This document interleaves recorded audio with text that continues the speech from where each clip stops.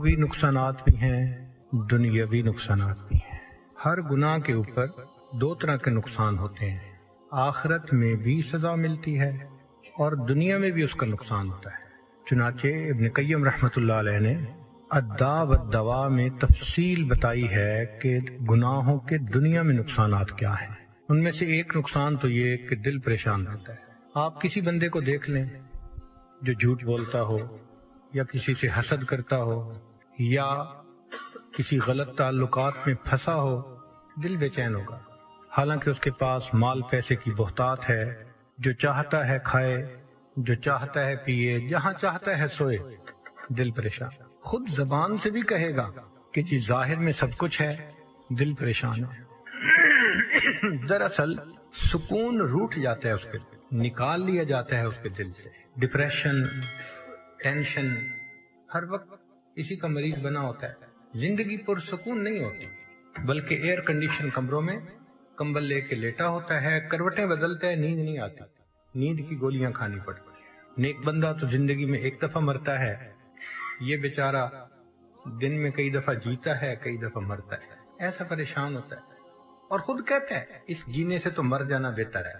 بنیادی وجہ کیا ہوتی ہے کہ گناہوں کے اثرات ہوتے ہیں۔ ایک اور وجہ گناہوں کی وجہ سے جو پیش آتی ہے کہ عبادت کی توفیق چھن جاتی ہے۔ چنانچہ انسان اگر بدنظری کا ارتکاب کرے، تہجد کی توفیق نہیں ملتی، تکبیر اولیٰ کی توفیق نہیں ملتی، مسنون دعائیں بہت سارے لوگوں کو یاد ہوں گی، موقع پہ پڑھنی یاد نہیں آتی، یہ گناہوں کا وبال ہوتا ہے۔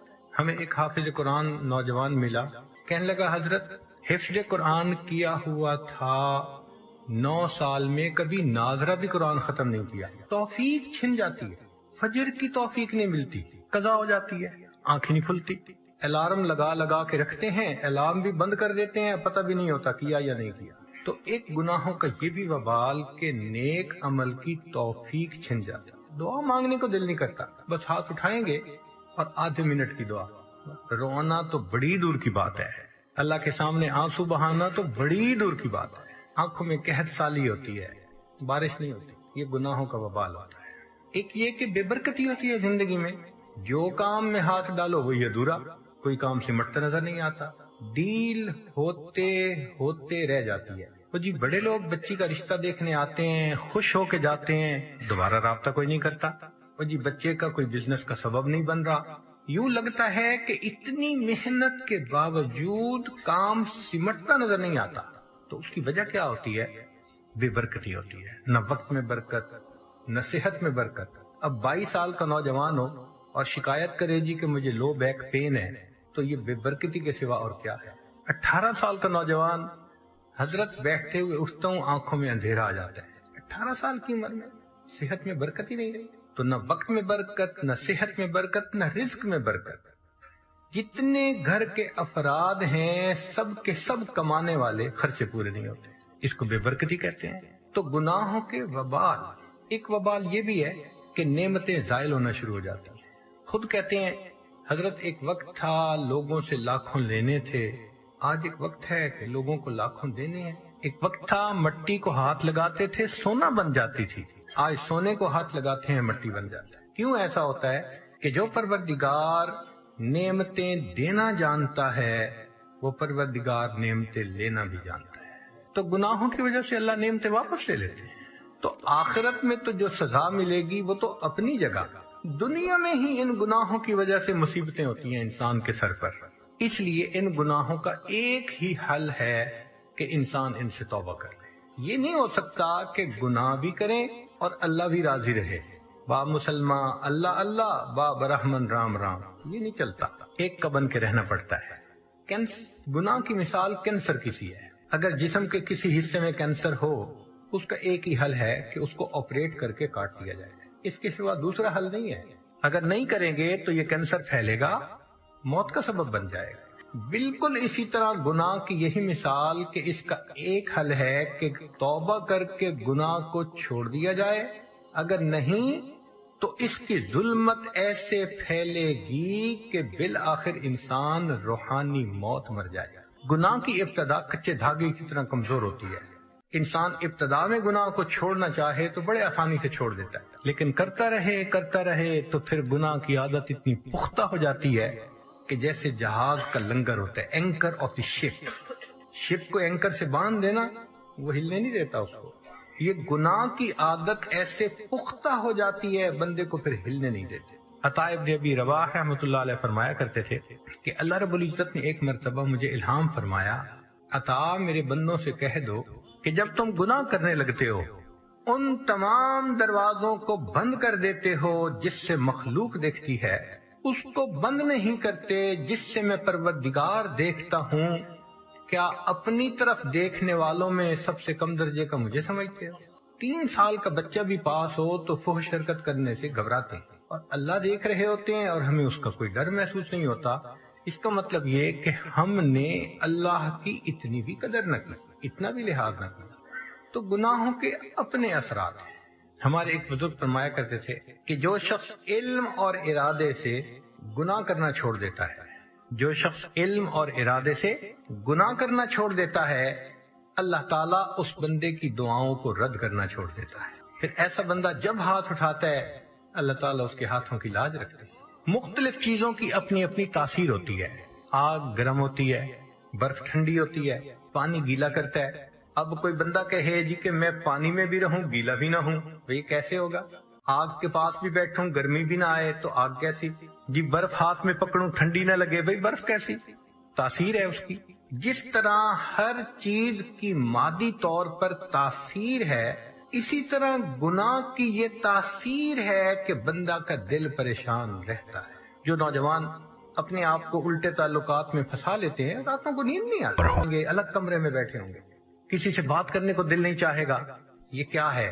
یہ گناہوں کا وبال ہے، یہ گناہوں کی ظلمت ہے۔ اسی لیے اردو زبان میں ڈپریشن کے لفظ کو اسی طرح استعمال شروع کر دیا گیا۔ اس کا ترجمہ نہیں ہے کوئی، یہ ٹینشن کا لفظ، ڈپریشن کا لفظ، اینگزائٹی کا لفظ، یہ اردو زبان کے الفاظ نہیں ہیں۔ جن لوگوں نے زبان بنائی تھی اگر اس وقت یہ کیفیتیں ہوتی تو وہ اس کا بھی کوئی نام رکھ دیتے۔ اس کا مطلب ہے ہمارے اکابر کی زندگیوں میں یہ کیفیتیں تھی نہیں، یہ نئے دور کی چیزیں ہیں۔ جب سے گناہ عام ہوئے ہیں یہ تب سے ہیں، اسی لیے دوسری زبان کے لفظ ہم نے اپنی زبان میں استعمال شروع کر دیا، اور آج کل ڈاکٹروں کے لیے بہت آسانی ہو گئی۔ جس بیمار کی بیماری سمجھ میں نہ آئے کہتے ہیں ایکیوٹ ڈپریشن ہے، آپ کو تو بڑی ٹینشن ہے۔ بھئی ٹینشن دنیا میں کس کو نہیں ہے؟ جس کو دیکھو، سبحان اللہ، جس عورت کو دیکھو ماشاء اللہ tension.com اس کا نام ہوگا۔ تو یہ گناہوں کے اثرات ہوتے ہیں کہ ذہن پریشان ہوتا ہے، ذہن میں سکون نہیں ہوتا۔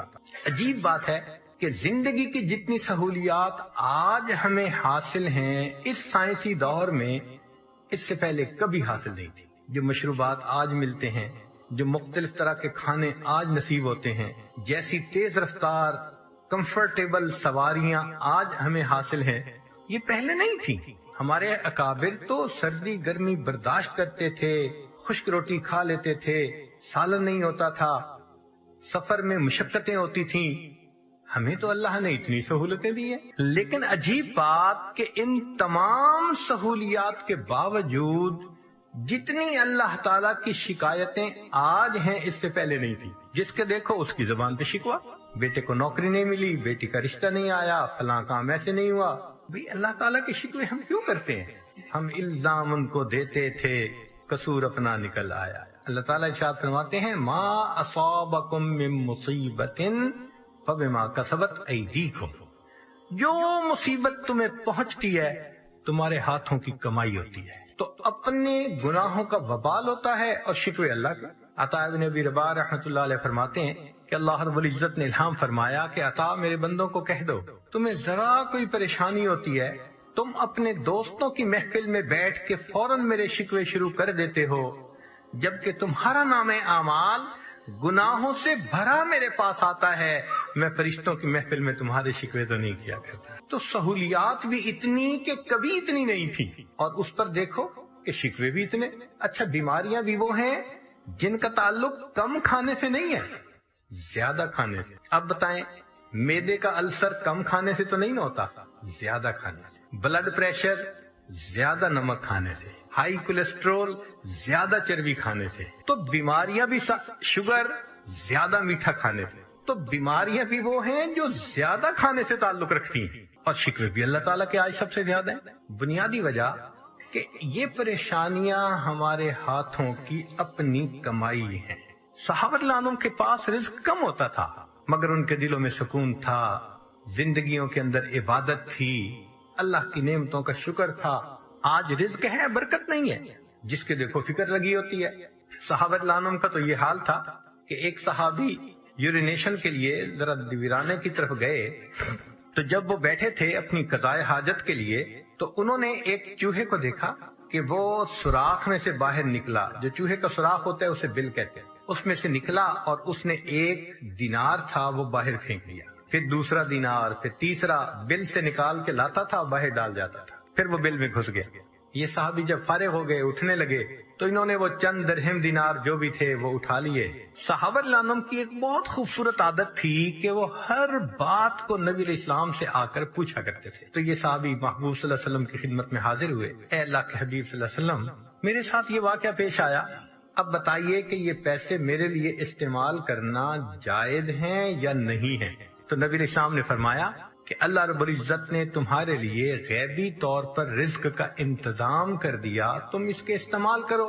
اب فرق زندگیوں کا دیکھیے کہ صحابہ رضی اللہ تعالی عنہم کو بلوں سے رزق ملتا تھا، اور ہماری زندگی ایسی ہے جو سارا مہینہ کماتے ہیں، اینڈ کے اوپر وہ بلوں میں چلا جاتا ہے۔ یہ بجلی کا بل، یہ پانی کا بل، یہ انشورنس کا بل، یہ فلاں چیز کا بل، وہ بل کو دیکھ کے دل کو کچھ ہونے لگ جاتا ہے۔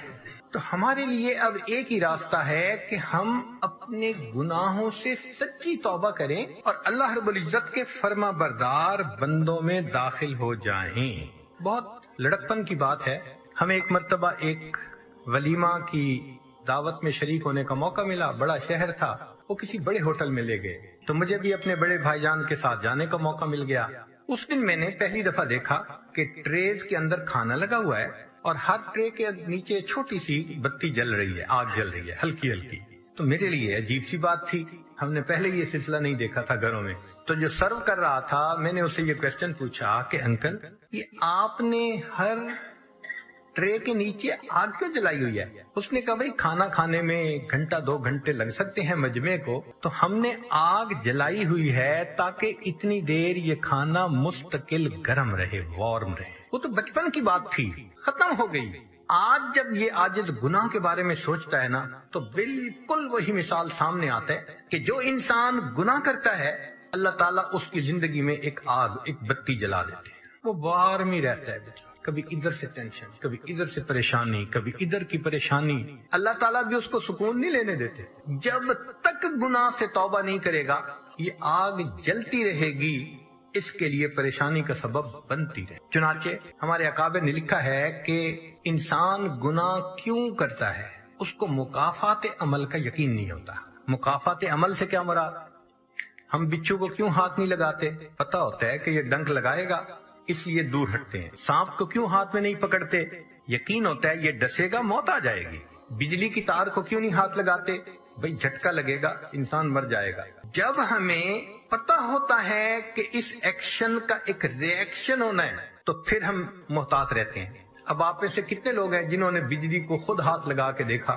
کبھی بھی نہیں دیکھا، بس صرف کسی کو بات سنی، مثال سنی اور عبرت پکڑ لی کہ مجھے نہیں ہاتھ لگانا۔ کتنوں نے بچھو کو ہاتھ لگایا؟ کوئی بھی نہیں لگاتا۔ سانپ کا نام لو تو ڈرنے لگ جاتے ہیں۔ بتائیں کہ جی یہ 100 یہ گلاب جامن ہے، صرف ایک کے اندر زہر ہے، کھا لیجئے، ہاتھ میں نہیں لگائیں گے، کیوں؟ ڈر ہے۔ تو جب ہمیں نقصان کا ڈر ہوتا ہے پھر ہم ہاتھ نہیں لگاتے۔ یہ دیکھیں اتنے بڑے بڑے شاپنگ مال ہوتے ہیں، وہاں کیمرہ سسٹم لگا ہوتا ہے۔ اب خریدنے والے جو لوگ آتے ہیں ان کو پتا ہوتا ہے کہ ہمیں دیکھا جا رہا ہے، شاپ پکنگ کوئی نہیں کرتا، کوئی چوری نہیں کرتا۔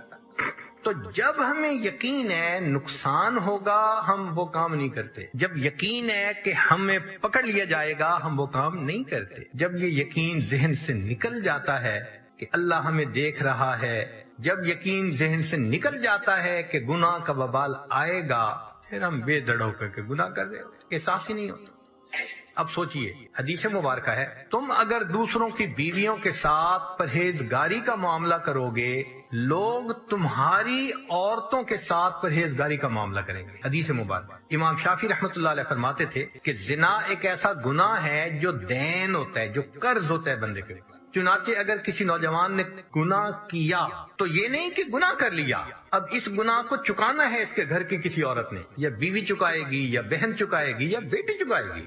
علماء نے لکھا ہے کہ اس بندے کی گھر کی عورت کے ساتھ ضرور زنا کیا جائے گا، اور نہیں تو گھر کی دیواروں سے زنا کیا جائے گا۔ ہم کیا سمجھتے ہیں کہ ہم ہی دوسروں کی شکلیں دیکھ رہے ہوتے ہیں، ہمارے گھر کی عورتوں کی طرف دوسروں کی نظریں نہیں اٹھ سکتی؟ یہ اللہ کا بنا ہوا ایک نظام ہے۔ اب اگر یہ مکافات عمل کا یقین دل میں ہو تو پھر بندہ اللہ سے ڈرے گا۔ یہ یقین کمزور ہو گیا، احساس نہیں ہوتا کہ اس ایکشن کا ریئیکشن ہو کے رہنا ہے۔ دیکھیں اللہ تعالیٰ وہ ذات ہے، قرآن مجید میں فرمایا فَمَن يَعْمَلْ مِثْقَالَ ذَرَّةٍ خَيْرًا يَرَهُ، ذرہ کے برابر بھی نیکی کا عمل ہوگا اس کا بھی بدلہ دیں گے، ذرہ کے برابر گناہ کا کام ہوگا اس کا بھی ہم بدلہ دے کے رہیں گے۔ تو جہاں ایکوریسی لیول اتنا ہے کہ ذرہ جیسی نیکی بھی آنکھوں سے اوجھل نہیں ہو سکتی، ہم گناہ کر کے کیسے اس کے وبال سے بچ سکتے ہیں؟ اس یقین کو دل میں بٹھانے کی ضرورت ہے۔ صحابہ رضوان کے دل میں یہ یقین بیٹھ گیا تھا، اسی لیے اندھیری رات ہے، قدرتاً ایک عورت، اس کے ہاتھ پر کسی مرد کا ہاتھ پڑا اس کے جسم پر، تو جب مرد نے اندھیری رات میں عورت کے جسم پر ہاتھ رکھا تو وہ عورت فوراً بولی، ڈر اس پروردگار سے جو اندھیرے میں اسی طرح دیکھتا ہے جس طرح وہ اجالے میں دیکھا کرتا ہے۔ یقین بنا تھا۔ کیا ایمان کا لیول ہے؟ اندھیرا ہے، کوئی قریب نہیں، کسی کو پتہ نہیں کیا ہو رہا ہے، عورت فوراً جواب دیتی ہے، ڈر اس پروردگار سے جو اندھیرے میں اسی طرح دیکھتا ہے جس طرح وہ اجالے میں دیکھتا ہے۔ تو یہ مکافات عمل کا یقین نہیں ہوتا کہ ہم جو کر رہے ہیں اس کا وبال لوٹ کے آنا ہے۔ نیکی کریں گے تو رحمتیں برسیں گی، اگر گناہ کریں گے تو لعنتیں برسیں گی۔ چنانچہ علماء نے لکھا ہے کہ ہر گناہ کا رد عمل ہوتا ہے مگر 3 انداز سے ہوتا ہے۔ سب سے پہلا اس کو نکیر کہتے ہیں۔ نکیر کا کیا مطلب؟ نقد سزا۔ بندے نے گناہ کیا، نقد سزا مل گئی۔ ایسا ہی ہے کہ غلطی کی، ایک تھپڑ پڑ گیا تو بندہ ذرا بچتا ہے، پھر اس کو نکیر کہتے ہیں، فوراً اس کا اثر سامنے آتا ہے۔ چنانچہ ایک زمیندار کا واقعہ سنیے کہ جس کی اتنی زمینیں تھیں کہ اس کی زمین میں کئی ریلوے اسٹیشن بنے ہوئے تھے، ریل چلتی تھی، ایک اسٹیشن پہ آتی تھی، پھر دوسرے ریلوے اسٹیشن پہ، پھر تیسرے پہ، اور یہ سب ریلوے اسٹیشن اس کی اپنی زمین میں تھے۔ ایک دن اپنے دوستوں کے ساتھ شہر کے چوک میں کھڑا گفتگو کر رہا ہے تو دوست نے کہا کہ آج کل بس تنگی ہے مال کی اور میں بہت پریشان ہوں۔ تو اس نے تکبر سے ایک بات کی، یار تم پریشان رہتے ہو کہ آئے گا کہاں پہ، اور میری یہ حالت ہے کہ میں پریشان رہتا ہوں، لگاؤں گا کہاں پہ؟ تکبر، عجب، اور میری تو 40 نسلوں کو بھی پرواہ نہیں ہے۔ جب اس نے یہ تکبر کے الفاظ بولے اللہ نے اس کو اپنی پکڑ میں لے لیا۔ ہوا کیا؟ اب بزنس پہ نقصان سے نقصان، نقصان پہ نقصان، پیسے جانے شروع ہو گئے، ساتھ بیمار ہو گیا، اور بیمار ہونے کے بعد 6 مہینے کے اندر یہ دنیا سے رخصت ہو گیا۔ اس کا ایک ہی بیٹا تھا، 17-18 سال اس کی عمر تھی لڑکے کی، ساری دولت، ساری زمین اس کے وراثت میں آ گئی۔ اب جب مال بھی ہو اور جوانی بھی ہو تو پھر اس قسم کے لوگ بھی قریب ہو جاتے ہیں جو شراب اور شباب والے ہوں۔ چنانچہ اس کو انہوں نے برے رستے پہ ڈال دیا۔ اب یہ کبھی اس کے ساتھ رات گزار رہا ہے، کبھی اس کے ساتھ رات گزار رہا ہے۔ کسی نے اس کو اور بڑے شہر میں پہنچا دیا، پینے پلانے کی بھی عادت ڈال دی۔ اب بینک کا جتنا پیسہ تھا وہ لٹنے لگ گیا۔ کسی نے اسے کہا یہاں کیا دیکھو گے، ذرا باہر نکل کے دنیا دیکھو، تو اس نے اس کو کسی باہر کے ملک کا راستہ دکھا دیا کہ وہاں کے نائٹ کلب میں کیا ہوتا ہے۔ اب وہاں جا کے یہ پیسے لٹانے لگ گیا۔ 1-2 سال کی بات ہے، سب بینک اکاؤنٹ زیرو، اور بیماریوں کا بھی مریض ہو گیا۔ جب روز عیاشی کرنی ہے اور متعدد بار کرنی ہے تو نتیجہ کیا ہوگا؟ بیماریاں۔ نوجوان بچہ ہے مگر بیمار۔ اب زمینیں بچ گئیں، یہ کیا کرتا؟ زمین کا ٹکڑا بیچتا، جو پیسے ملتے پھر باہر کا ٹرپ لگاتا، پھر آ کے زمین کا اگلا ٹکڑا بیچتا۔ کچھ چند سالوں کے بعد ایک ایسا وقت بھی آیا اس کی ساری زمینیں بک گئی، ایک مکان رہ گیا تھا۔ پھر یہ اپنے نشے سے نہیں رہ سکتا تھا، پیسے کی ضرورت تھی۔ ایک وقت آیا اس نے اپنا ذاتی مکان بھی بیچ دیا، مال بھی ختم، جائیداد بھی ختم، ذاتی مکان بھی بک گیا، اب رہنے کی بھی جگہ نہیں تھی۔ چنانچہ ایک وہ وقت بھی آیا جس شہر کے چوک میں کھڑے ہو کر اس کے باپ نے تکبر کا بول بولا تھا، میری 40 نسلوں کو بھی پرواہ نہیں، اسی چوک میں کھڑا ہو کر اس کا بیٹا لوگوں سے بھیک مانگا کرتا تھا۔ اللہ نے دکھا دیا، میں دینا جانتا ہوں، میں لینا بھی جانتا، تمہارا بیٹا یہیں کھڑے ہو کر لوگوں سے بھیک مانگا کرے گا۔ اس کو نکیر کہتے ہیں، نقد سزا۔ یہ سزا کی پہلی قسم ہے۔ ایک ہوتا ہے تاخیر، کہ نقد سزا تو نہیں ملتی مگر مہلت مل جاتی ہے توبہ کرنے کے لیے، اگر توبہ نہ کرے تو پھر کچھ وقت کے بعد پھر سزا ملتی ہے۔ تلبیس ابلیس میں ابن جوزی رحمۃ اللہ علیہ نے واقعہ لکھا ہے کہ ایک نوجوان تھا، حافظ قرآن تھا، اس نے شہوت کی نظر کسی غیر پر ڈالی اور اس کا نتیجہ کیا نکلا کہ 20 سال کے بعد قرآن مجید اس کے سینے سے نکال دیا گیا، بھول گیا قرآن پاک۔ یہ تاخیر ہوتی ہے کہ سزا تو ملتی ہے مگر ڈیلے ٹائم کے ساتھ ملتی ہے، چند دن لگیں، چند مہینے لگیں، چند سال لگیں، مگر سزا ملتی ہے۔ اس کو تاخیر کہتے ہیں۔ چنانچہ ہم اپنے بچپن میں اپنے محلے میں ایک بوڑھی عورت کو دیکھا کرتے تھے، وہ پاگل تھی، بچے اس کو تنگ کرتے تھے، کنکر مارتے تھے، تو مجھے میری امی کہتی تھی، بیٹا اس کو کبھی نہ تنگ کرنا، کبھی کنکر نہ مارنا۔ تو میں ہمیشہ کھڑے ہو کے، چھوٹا بچہ تھا، اس کو دیکھا کرتا تھا کہ یہ کیوں ایسے پاگل سی ہے، دیوانی سی ہے۔ جب بڑے ہوئے تو پھر والدہ نے اس کا قصہ سنایا، کہنے لگی کہ یہ ہمارے محلے کی ایک اچھے گھرانے کی خاتون تھی، جوان العمر تھی، اللہ نے اس کو بیٹا دیا، بیٹا بھی بڑا خوبصورت، گھر کے کام میں لگی ہوئی تھی۔ اب بچہ اپنی ماں سے بہت اٹیچڈ تھا، کچھ بچے ہوتے ہیں نا، گود کا چسکا ہوتا ہے کہ ہر وقت ماں ہی گود میں اٹھائے رکھے، وہ بھی اسی قسم کا بچہ تھا۔ اس عورت نے کوئی کام سمیٹنا تھا تو یہ اس بچے کو فیڈر دے کے لٹا کر گئی کہ تم اب جو ہے نا لیٹ جانا، اب باہر مت آنا، مجھے کام سمیٹنا ہے، اور بچہ فیڈر پہ کے پھر باہر، وہ تو معصوم بچہ تھا، چھوٹا تھا۔ تو ماں اس کو پھر لے کے آئی اور کہا کہ تم مجھے بہت تنگ کر رہے ہو، اب بالکل میرے پیچھے مت آنا۔ بچہ پھر آ گیا، اب اس کو غصہ آ گیا اور غصہ کنٹرول نہ ہوا تو یہ بچے پہ برسنے لگی، اس کو بہت سخت سخت کہا، میں تجھے سلا کے آئی تھی، کیوں میرے پیچھے آ گیا، تنگ کرتا ہے مجھے، سویا سو ہی جاتا تو اچھا تھا۔ جب اس نے یہ الفاظ کہہ دیے نا کہ تو سویا سو ہی جاتا تو اچھا تھا، اللہ کی پکڑ آ گئی۔ مگر اللہ نے اس وقت اس کے بیٹے کو موت نہیں دی، دعا قبول کر لی کہ یہ بد دعا تمہاری زبان سے نکلی نا بیٹے کے بارے میں، غصے میں آ کے، اس کو تو ہم قبول کر لیتے ہیں، ابھی اس کو موت نہیں دیتے۔ اب وہ بچہ بڑا ہوا، لکھا پڑھا، وہ اسکول کا سب سے انٹیلیجنٹ بچہ، وہ کالج میں اسکالرشپ پانے والا بچہ۔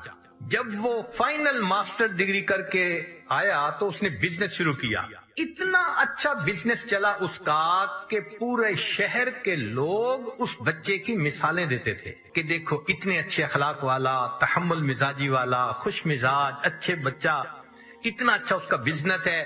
لوگ اس کی شکل دیکھتے تھے، تمنا کرتے تھے کہ میری بیٹی کا رشتہ اس سے ہو جائے، بہن کا رشتہ اس سے ہو جائے۔ وہ ایسا نوجوان بچہ تھا۔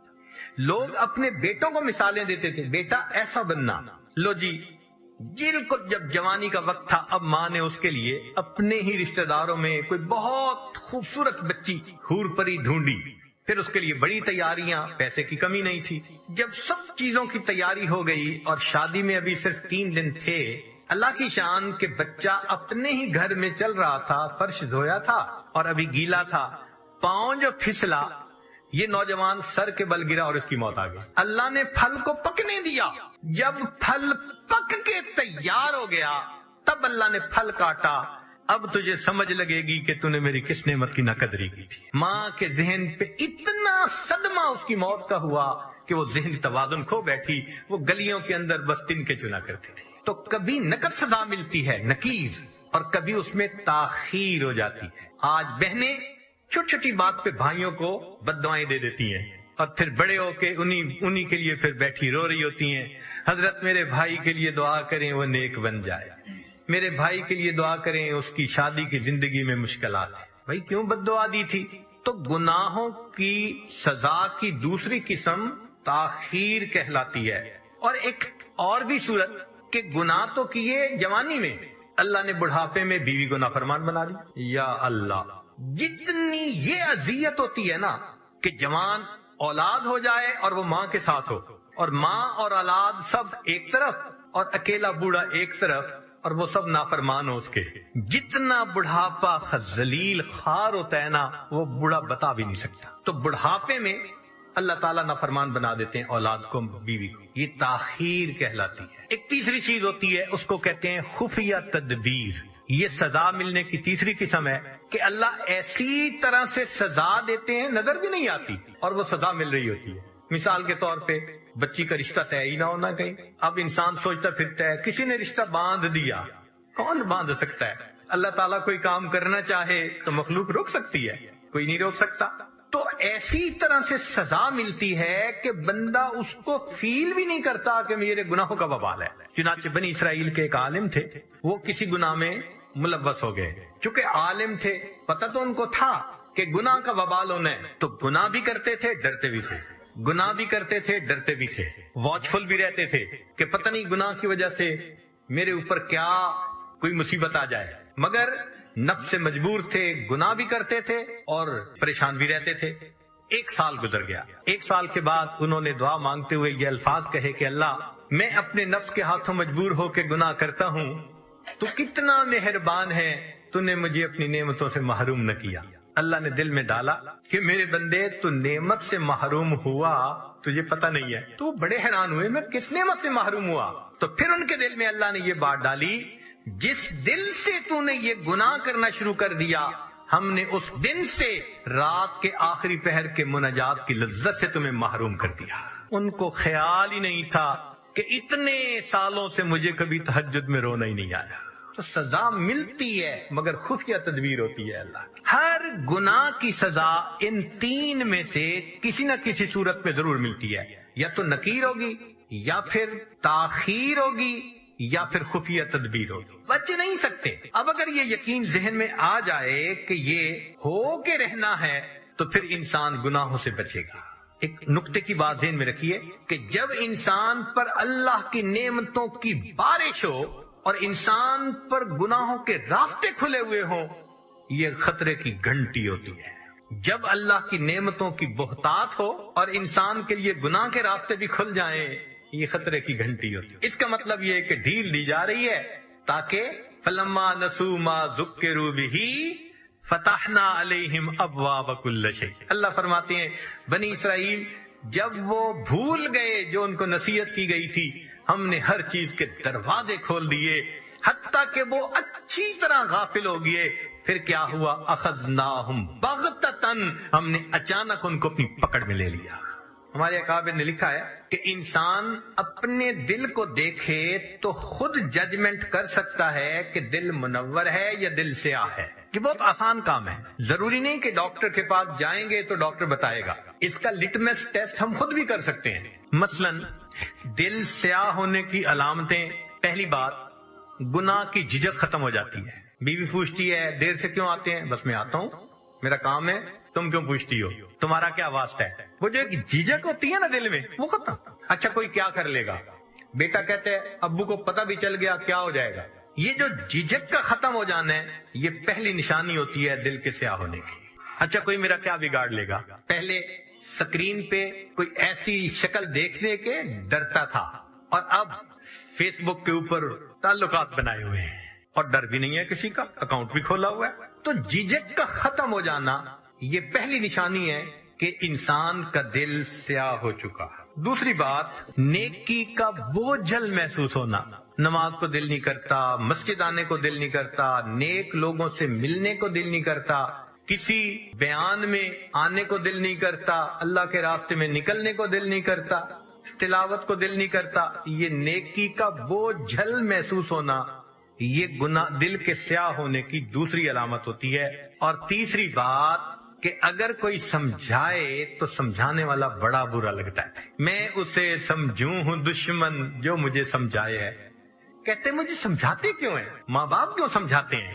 خاوند کہتے ہیں بیوی کیوں مجھے ہر وقت یہ باتیں کرتی رہتی ہے؟ بیوی کہتی ہے خاوند مجھے کیوں سمجھاتا ہے؟ بھئی جو سمجھا رہا ہے وہ تو خیر خواہ ہے، مگر دل جب سیاہ ہوتا ہے تو خیر خواہ بد خواہ نظر آ رہا ہوتا ہے۔ تو یہ 3 علامات ہیں دل کے سیاہ ہونے کی، اور 3 ہی علامات ہیں دل کے منور ہونے کی۔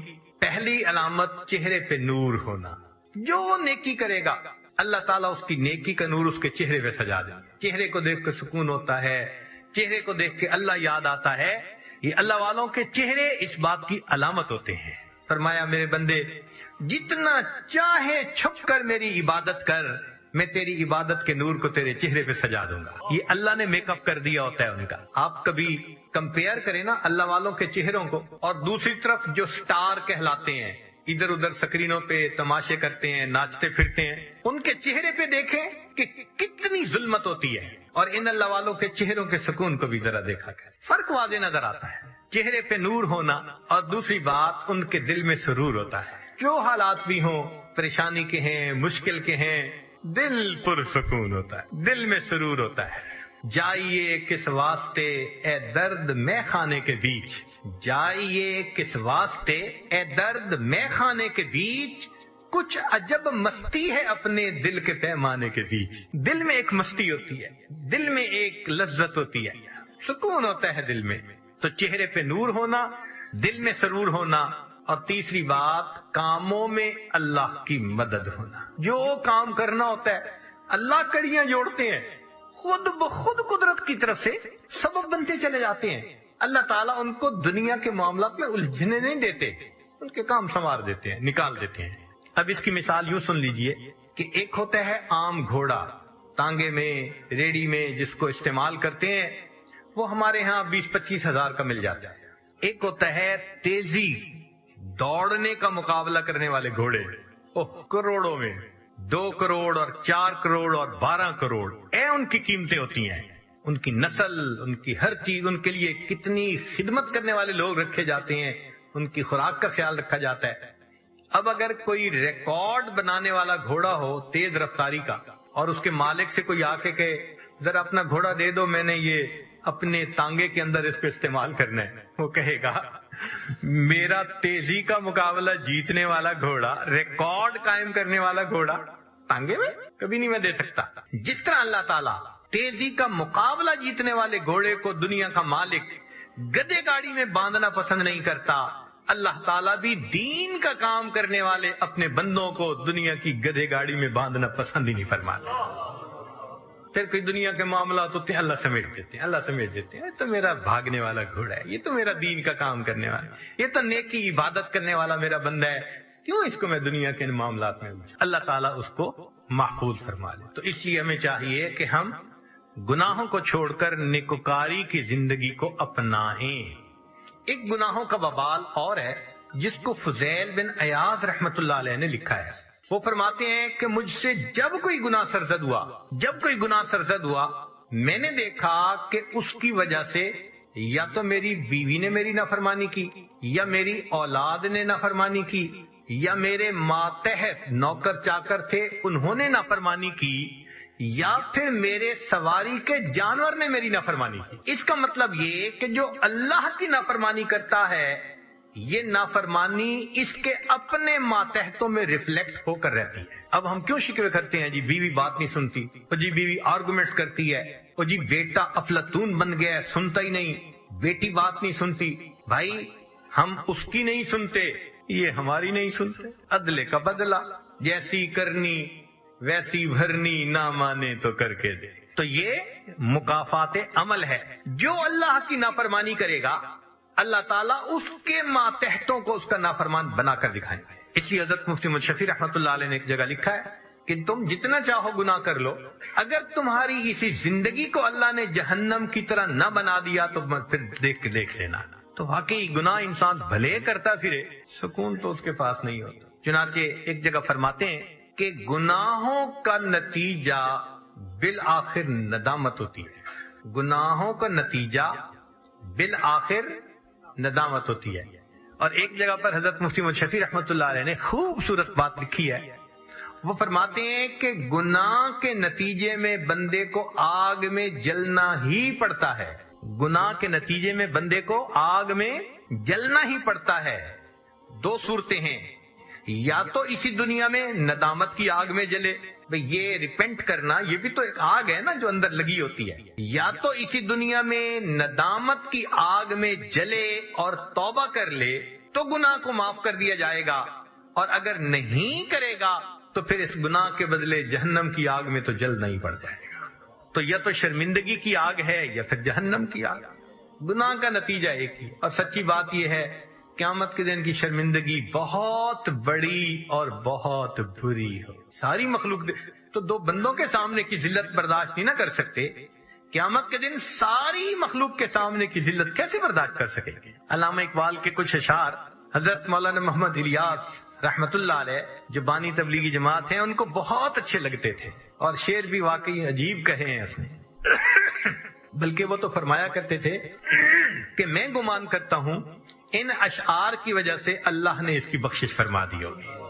اشعار ہیں کہ اس نے لکھا، اے اللہ تو غنی از ہر دو عالم من فقیر، اے اللہ آپ دو عالم سے غنی ہیں اور میں فقیر ہوں۔ تو غنی از ہر دو عالم من فقیر، روز محشر عذرہائے من پذیر، اے اللہ قیامت کے دن میرے عذروں کو قبول کر لیجئے گا، گر تمہیں بینی حسابم ناگزیر، اور اگر آپ فیصلہ کر لیں کہ میرا حساب لازمن لینا ہے، از نگاہ مصطفیٰ پناہ بگیر، اللہ پھر مصطفیٰ کریم کی نگاہوں سے اوجھل میرا حساب لینا، مجھے اپنے آقا کے سامنے بڑی شرمندگی ہوگی۔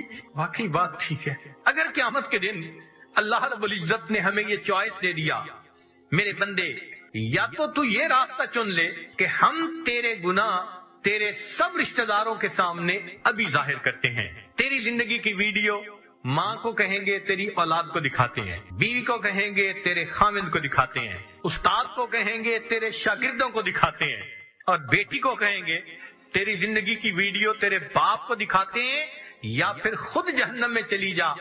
میرا خیال ہے ہم کہیں گے اللہ ہم خود جہنم میں چلے جاتے ہیں، زندگی کی ویڈیو نہ دکھانا۔ کوئی بیٹی برداشت کرے گی کہ باپ اس کی وہ تماشا دیکھے؟ کوئی بیوی برداشت کرے گی کہ خامن دیکھے؟ ماں برداشت کرے گی کہ اولاد اس کا وہ تماشا دیکھے؟ یہ تو اللہ کی رحمت ہے جس نے ہمارے عیبوں کو چھپایا ہوا ہے۔ بس ہم یہ دعا کریں کہ مولا آج تک جو گناہ کیے بس ہم بھولے رہے، آپ ہم پر رحمت فرمائیے، ان گناہوں کو معاف کر دیجئے۔ اللہ آپ نے زندگی میں ہمارے گناہوں پہ پردہ پوشی فرمائی، ہم قیامت کے دن اس کی پردہ پوشی کے زیادہ مستحق ہیں۔ اللہ اس دن پردہ پوشی فرما دیجئے گا اور اس دن ہمیں اپنی رحمت عطا فرما دیجئے گا۔ لہذا آج ہم گناہوں سے توبہ کر کے ایک نئی ایمانی اسلامی زندگی بسر کرنے کا دل میں عہد کریں۔ وآخر دعوانا ان الحمد للہ رب العالمین، الحمد للہ رب العالمین، الحمد للہ رب العالمین، الحمد للہ رب العالمین، الحمد للہ رب العالمین، الحمد للہ رب العالمین۔ چھڑ گیا میرے دل دا جانی تے میں ککھاں وانگر رل گئی،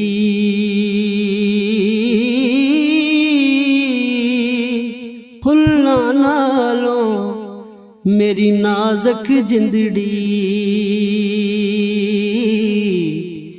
جڑی وچ کنڈیاں دے تل گئی۔